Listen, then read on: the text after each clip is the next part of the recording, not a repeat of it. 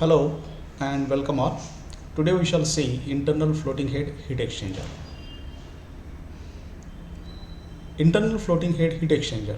Why do we require this arrangement for heat exchange process?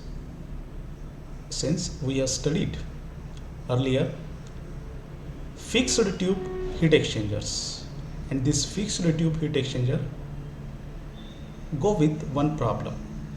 Whenever we require to clean the tube bundles from inside or from outside, I must say from outside, then it is not possible to separate or dismantle these tube bundles from the shell.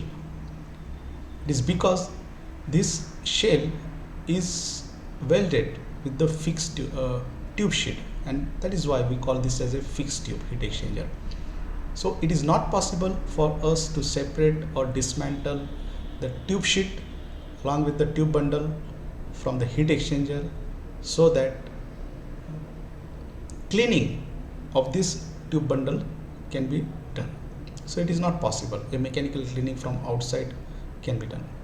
But to avoid, in order to increase the lifespan of any of the heat exchanger that is industrially in use, then we must have to go for regular maintenance. Okay, we need to do regular maintenance of this heat exchanger, as this heat exchanger continuously involves the heat involves in the heat exchange process.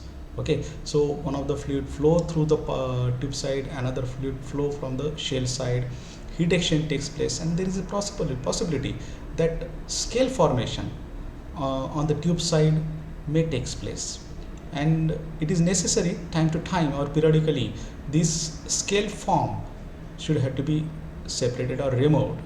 So dismantling of this tube sheet along with the tube bundle is necessary, and in fixed tube heat exchanger it is not possible, since the tube sheet is fixed with the shell, so it can't be taken from the shell.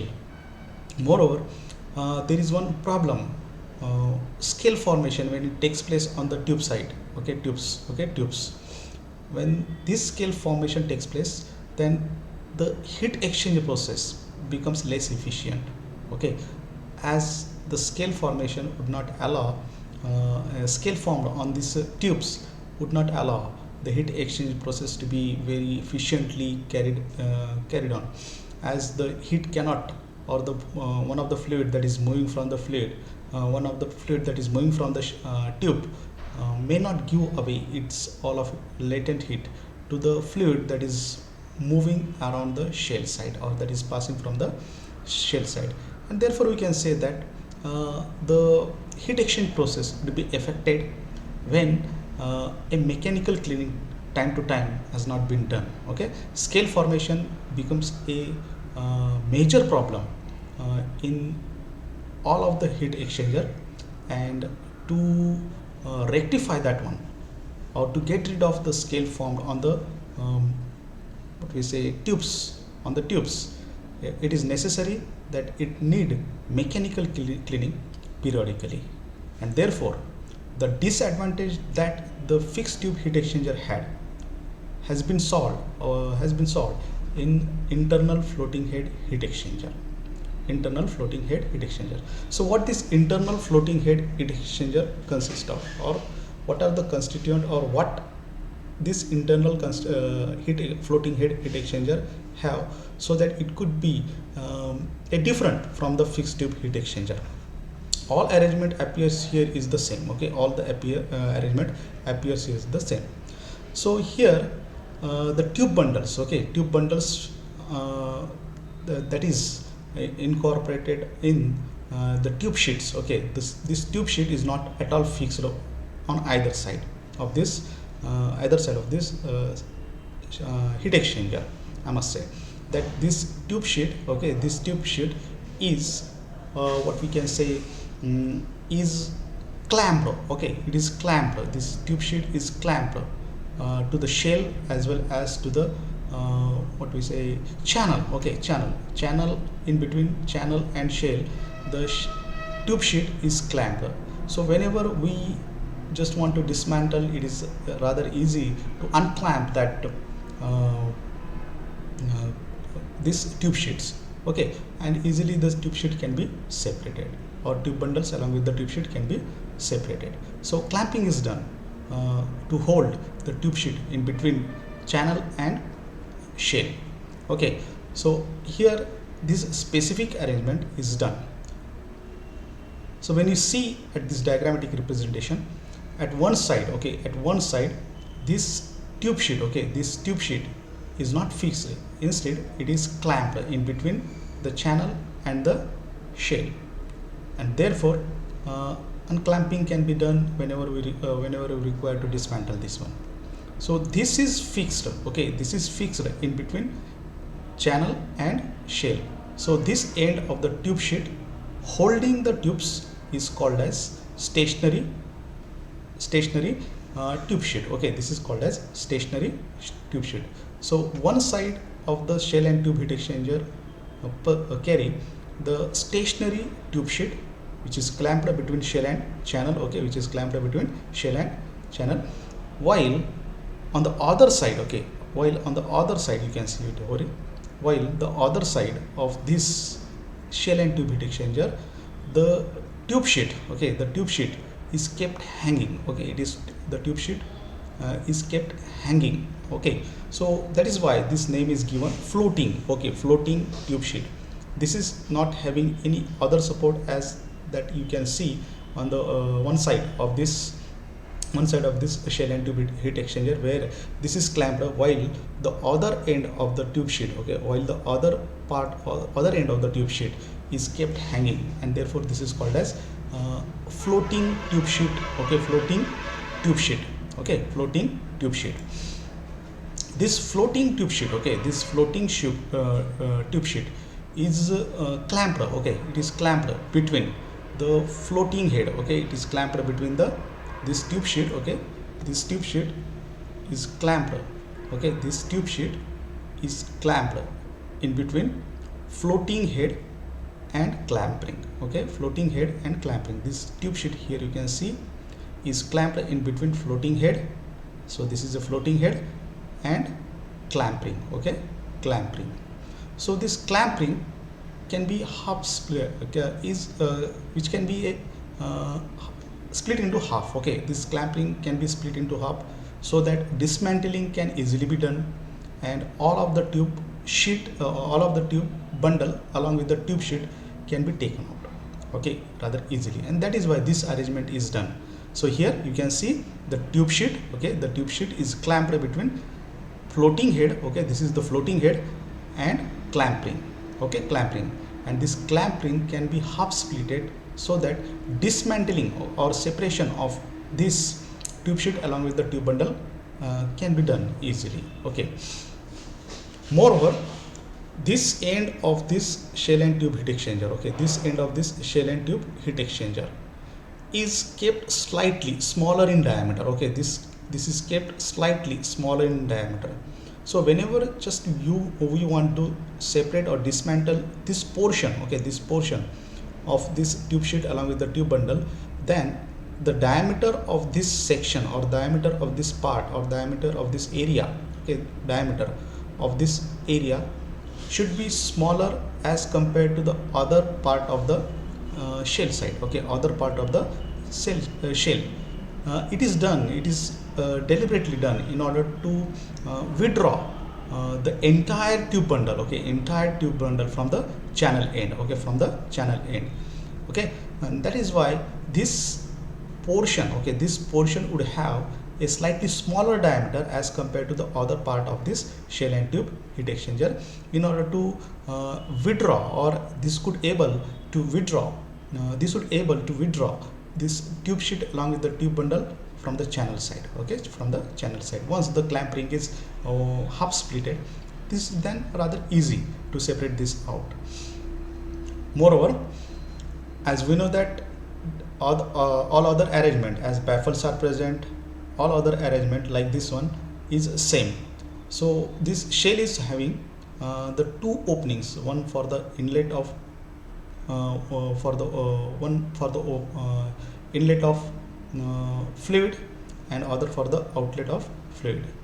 Similarly, the channels is also having, the channel is provided with, this channel is provided with inlet and outlet connection, so that along with the pass partition, therefore it in this type of internal floating heat exchanger, the tube side fluid can make two passes. Okay,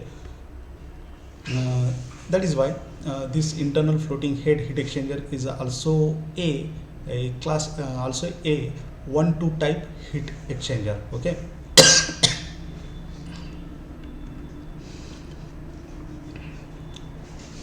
so as we have seen, shell cover at the floating head, okay, shell cover, this is the shell cover at the floating head, is made larger. Okay, this is deliberately made larger so as to take out all the tube bundles along with the tube sheet from the this end. Okay, whenever the dismantling of this tube sheet along with the tube bundle is required, then this shell cover has to be kept little larger. Moreover, this portion, okay, this portion is slightly narrower as compared to the other part of the heat exchanger, or we can say that the diameter is smaller as compared to the other part of this shell and tube heat exchanger.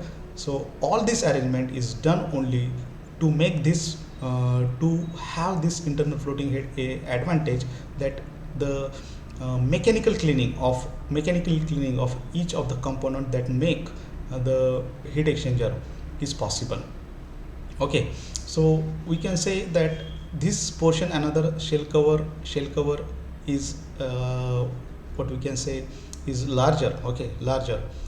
As we know that there is a differential expansion. Okay, differential expansion is again a problem in most of the heat exchangers. So to avoid that one, or to get rid of that one, this shell cover is made still larger as compared to the what we can say here, this shell cover, or this shell cover, we can say this shell cover is made little larger. So the tube bundles and shell, when they are in the process of heat exchange, okay, the tube bundles and shell, when they are in the process of heat exchange, then the differential expansion or expansion can take place, and to avoid that, to avoid any differential expansion, this shell cover is kept slightly larger. Not only for that means, but also this can be easily separated, and the entire tube bundle can be taken out. Now we shall see the applications of this internal floating head. This is used in most of the petroleum refining industry. As another advantage is that this can be used for high pressure and temperature, or for rigorous duties, I must say.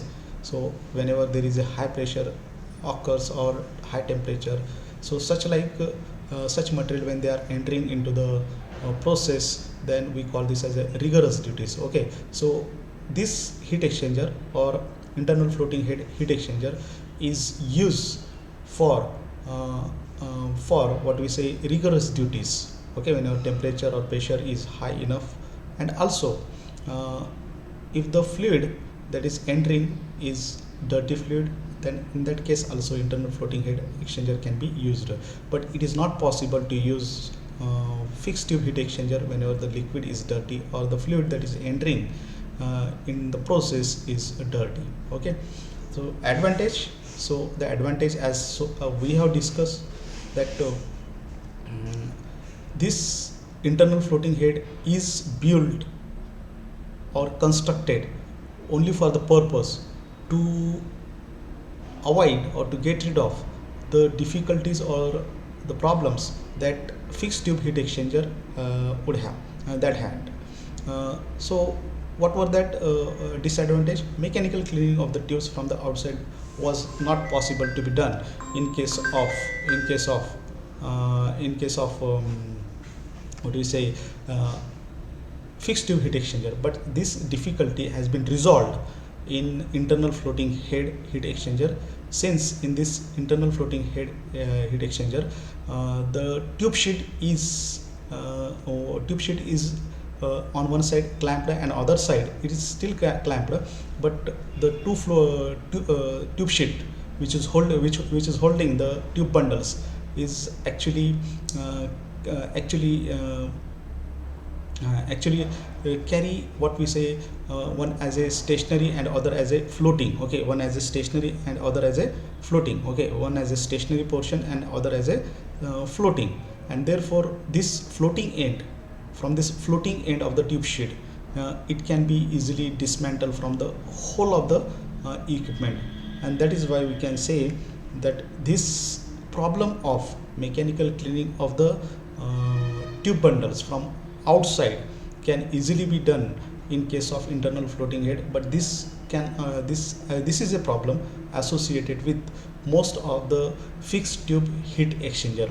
Moreover, this internal floating head eliminates the differential expansion problem, as you can see that this shell cover, okay, this shell cover from at one end is just kept of larger size. Okay, it is kept as larger size. So whatever the expansion that the tubes may have to suffer during the process, then this may not cause any problem with the this may not have any problem with the shell, since in the fixed tube heat exchanger the shell as well as the tube sheets were welded. Okay, those were welded, and therefore when the process of heat exchange is under progress, then the differential expansion problem due to welding may used to be exist in case of fixed tube. But here that problem has been resolved also. That problem is also resolved, as on the one side the shell cover is placed, and to the what we say, channel side. Okay, onto the channel side this is clamped. Okay, this tube sheet is clamped with the shell. Okay, this is clamped with the shell, this is not welded, and therefore differential expansion problem, okay, differential expansion of shell and tube could be avoided, or this cannot be a problem in internal floating head heat exchanger. Okay, differential expansion is a problem that may be in what heat exchangers, fixed tube heat exchanger, but this is not a problem with the internal floating head heat exchanger.